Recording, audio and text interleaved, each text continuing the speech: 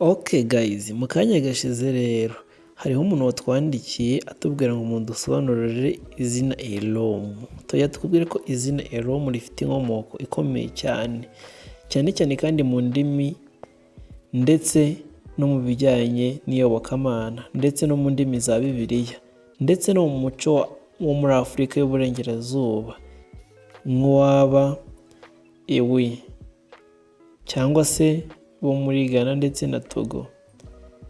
Ubusobanuro bw'izina Elom rero, izina Elom risobanura Imana irankunda cyangwa se Imana iri kumwe nanjye. Niba ukiri mushyashya kuri YouTube channel yacu tuguhaye ikaze. Hano rero watwandikiye yitwa Elom. Ubundi izina Elom ni izina rikunze gukoreshwa muri Afurika y'Uburasirazuba kandi iri zina rikaba risobanura Imana irankunda cyangwa se Imana iri kumwe nanjye. Iri zina Elom rikaba rikomoka ku ijambo ry'Igiheburayo rifitanye isano na risobanura Imana ndetse na cyangwa se Am rero ryerekana umunyamuryango cyangwa se ubwitabire. Iri kandi ni izina rifite ubusobanuro bwiza cyane ryerekana urukundo rw'Imana, uburinzi ndetse n'umugisha. Imico ikunze kurangwa ku bantu bitwa ba Elom. Abantu bitwa ba Elom kandi bakunze kugaragaza urukundo n'impuhwe, bakunda gufasha abandi ndetse no kubaho neza ndetse no kubana n'abandi neza. Bakunze kugira ubwenge ndetse n'ubushishozi, bakunda gutekereza cyane mbere yo gufata icyemezo, kwegereza Imana cyangwa se kwegera Imana cyane.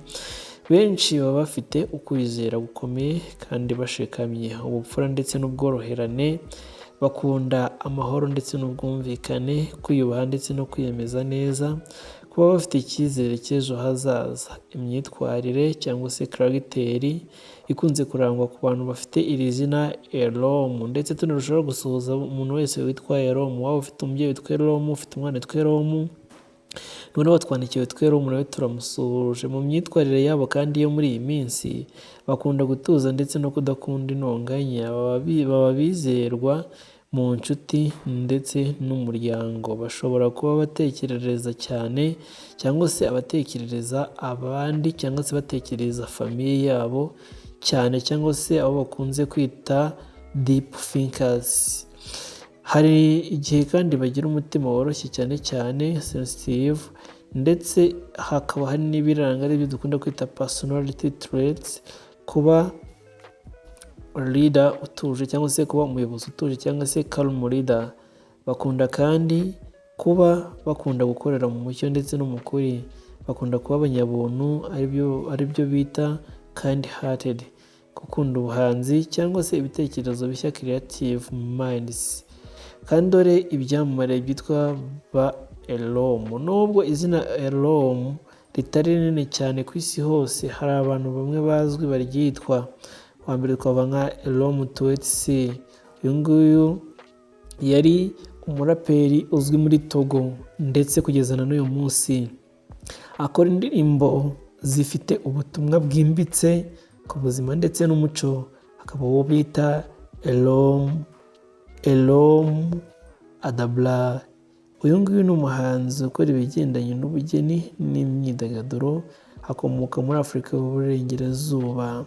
Izina Elom ni izina ryiza cyane rifite ubusobanuro bwiza, urukundo rw'Imana, imico myiza, ubuntu, ubwenge ndetse no kwizera n'ubuhanga bw'umuntu ufite umutima mwiza. Ni izina rituma uwaryitwa agaragaza cyangwa se akagaragara nk'umuntu ufite umugisha n'agaciro kihariye.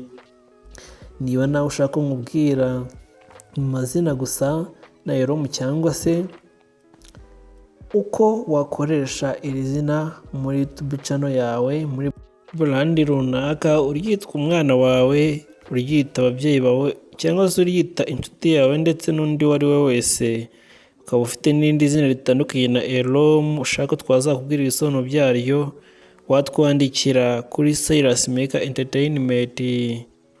Kandi nk'uko uyu nguyu nawe yari yatwandikiye witwa Elom, nawe ushobora kutwandikira ubutaha tukongera guhurira muri video tukubwira ubusobanuro bw'iryawe zina. Turabakunda cyane.